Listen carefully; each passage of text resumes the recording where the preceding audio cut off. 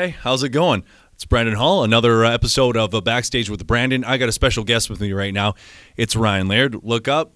Way up. Hey, how's it going? Hey, how you doing? Now, Ryan, I didn't know you were this tall. I knew you were a skinny guy like myself, but not this tall. How tall are you? I do got some boots on here. Some old kickers. A little extra height here on the kickers, but I'm about 6'4". Is that what's on the driver's license?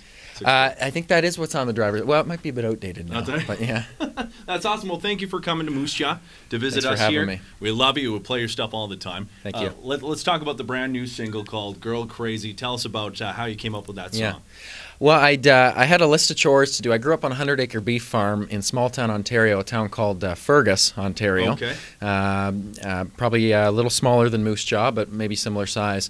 And so my dad was a farmer, and he'd always have a list of to-do list for me every day. I know those lists. Yeah. Mm-hmm. So I decided one day, forget this list. I'm not doing that. I'm going to go have some fun with the boys and stuff. Mm-hmm. And as I sing in the verse of the song "Girl Crazy," the yard needs some mowing, the house is peeling paint. So much I should be doing, wonder why I ain't.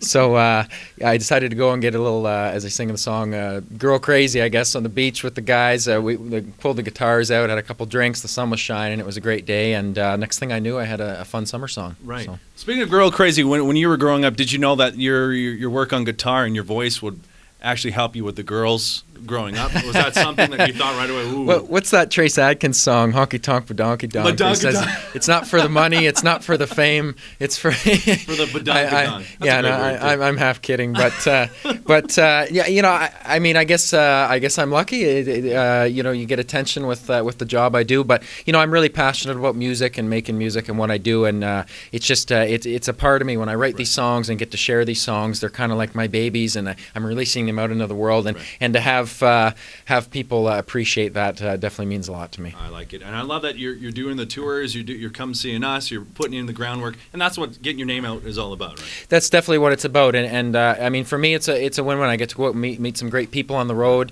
get to do some traveling and see the countryside and stuff. We're going all across Canada this summer, which has been a real thrill for me, and then to get to share my babies, my music with everyone is just an added bonus. So you've been here. You've been all around Saskatchewan. You finally, your manager told you that this was a key to coming to Saskatchewan to live like we do, to watch a Rider game. Your first Rider game on the weekend. Sure. Well, and they won by 3 points the other night, which was great. So I got to my manager's family. I got to experience my first Rider Nation with them at their house, which was fun. Right. And to have them win, of course, I got to see the big celebration the other night. So it was a great experience. Another thing I learned was the way that you do the laundry out here in Saskatchewan, as he told me, which was you wash the darks first, then you wash the whites, and then you wash the green and white. It's true. I've never heard of that before, and I live here. That's perfect. That is true. You don't want them bleeding. I'd never heard of it yet either until this weekend. So then you're also on a tour with some pretty big names, which will also help you get going. Alan Jackson and... Yep.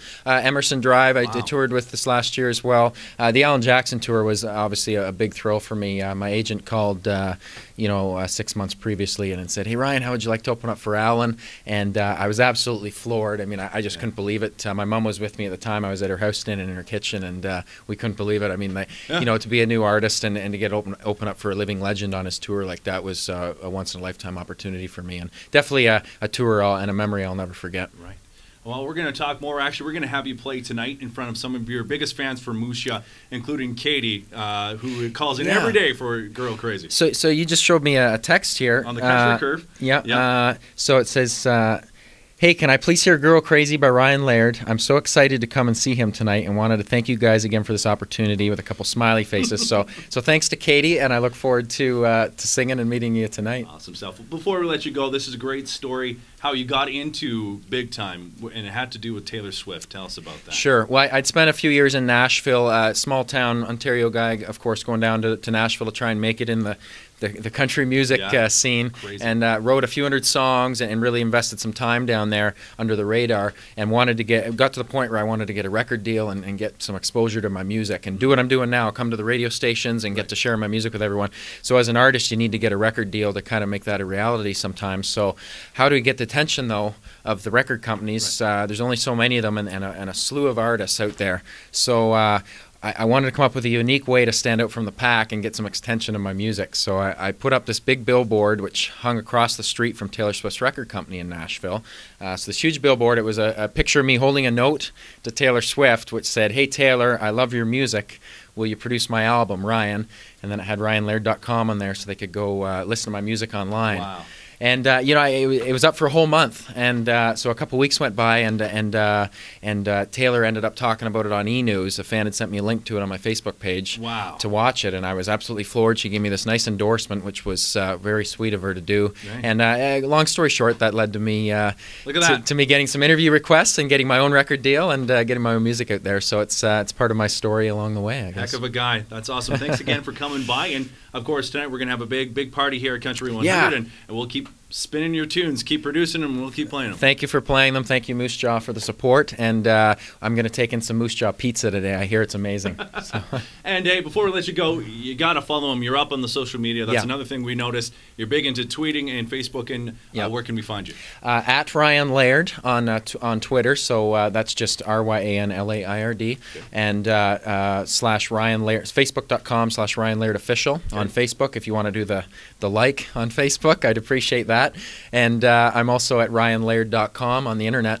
Lots up there. I should tell you, I've got these new shirts that we just designed. You've heard of the Got Milk campaign? Yeah. Well, I've started the Get Laird campaign. So if you go on to RyanLaird.com and click the store link, you'll see pictures of these Get Laird shirts. Love it. And I've got those up online. We're spreading them around, so go check those out. You need to come to Craven next year, and then you'll see a lot of girls wearing those. We're in the Get Laird shirts. Yeah. And I played Craven last summer. What a fun festival that is. And hopefully I can come back next year. You betcha. Again, Ryan, thanks for joining us. Thanks for having me. All right, that's another edition of Backstage with Bradon.